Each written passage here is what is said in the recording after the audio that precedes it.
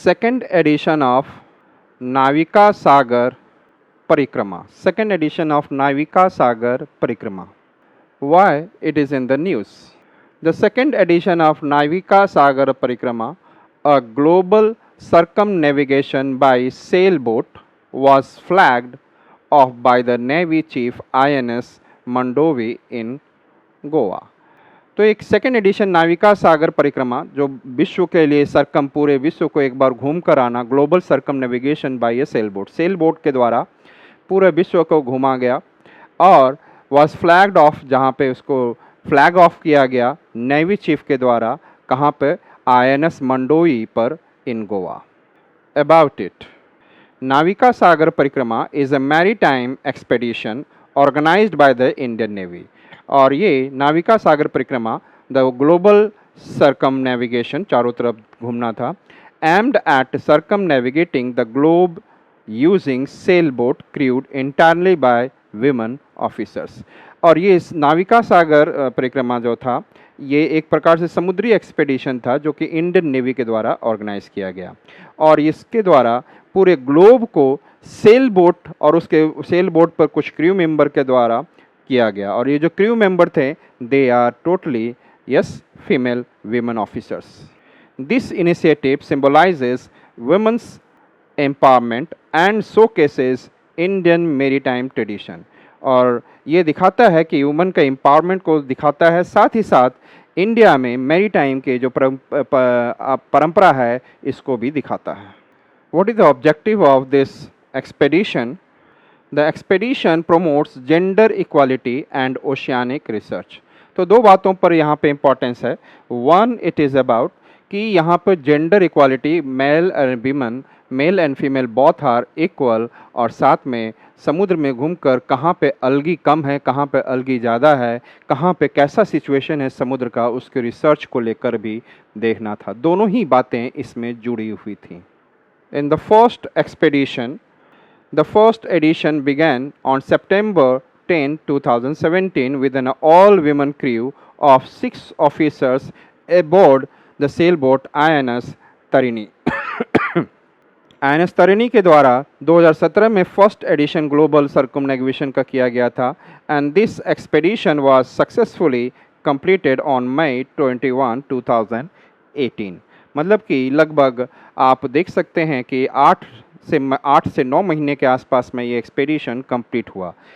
और second edition की बात करें जो अभी है 2024 में, and here it is, the second edition was launched on October 2, 2024 featuring 2 women officers, Lieutenant Commander Dilna K and Lieutenant Commander Rupa A, who set sail from INS Mandovi in Goa.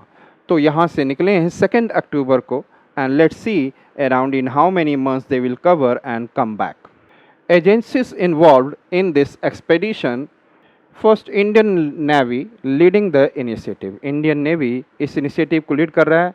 A part of it national institute of oceanography. National institute of oceanography वो research के लिए फ़ायदा रहेगा उनके लिए, and conducting marine research focusing on microplastics and ferrous content.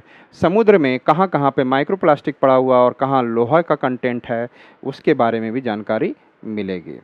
Another agency involve वो है wildlife institute of India, engaged in research concerning large sea mammals. तो लार्ज सी मैमल्स जो हैं, मैमल्स का मतलब होता है those who are giving their through the reproduction direct child. अंडा देने से बजाय डायरेक्ट जो चाइल्ड देते हैं they are known as mammal. तो लार्ज सी मैमल्स के रिलेटेड आपका ये रिसर्च करने के लिए बोला गया है wildlife institute of India के द्वारा. Yes, Sagar defence providing drones for the documentation purposes. और साथ में ड्रोन्स भी दिया गया है जिससे कि आसपास का डॉक्यूमेंटेशन वीडियो वगैरह बन जाए और उसके लिए एक अच्छा रिसर्च साबित हो सके. Defence food research laboratory. Defence food research laboratory, it is responsible for supplying meals during the expedition. और ये आपको क्या कर रहा है, responsible for supplying meals during the expedition. Expedition जब रहेगा तो उस दौरान फूड सप्लाई करने के लिए डिफेंस फूड रिसर्च लेबोरेटरी करेगा. तो this agency is also involve. Transform Rural India Foundation, TRIF, and Piramal Foundation. The Transform Rural India Foundation and Piramar Foundation are also involved in it and supporting the logistics and the research activities. यहाँ पे logistics से लेकर transportation से related और research activities में help कर रहे हैं.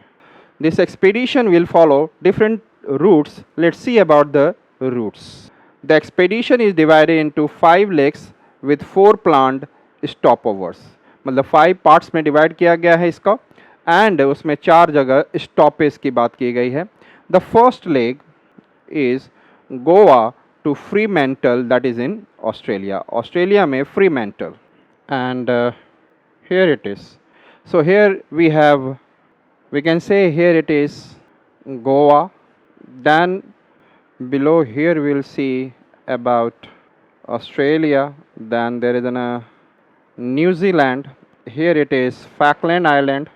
So it is Goa, here Fremantle, there is what in New Zealand Lyttelton, and there is Falkland Island.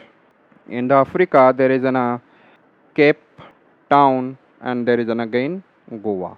So there are the 5 lakes which has been created, and in these lakes you can see that is coming from Goa to Fremantle in the first lake, and the second lake from the Fremantle to Lyttelton in New Zealand, and in the third lake it is coming from Lyttelton in New Zealand to Falkland Island, and in the Falkland Island Port Stanley, Port Stanley in the Falkland Island, and from the fourth lake it is coming from Falkland Island in Atlantic Ocean to the Cape Town in South Africa, and then again going back in the fifth leg it is again going back to Goa.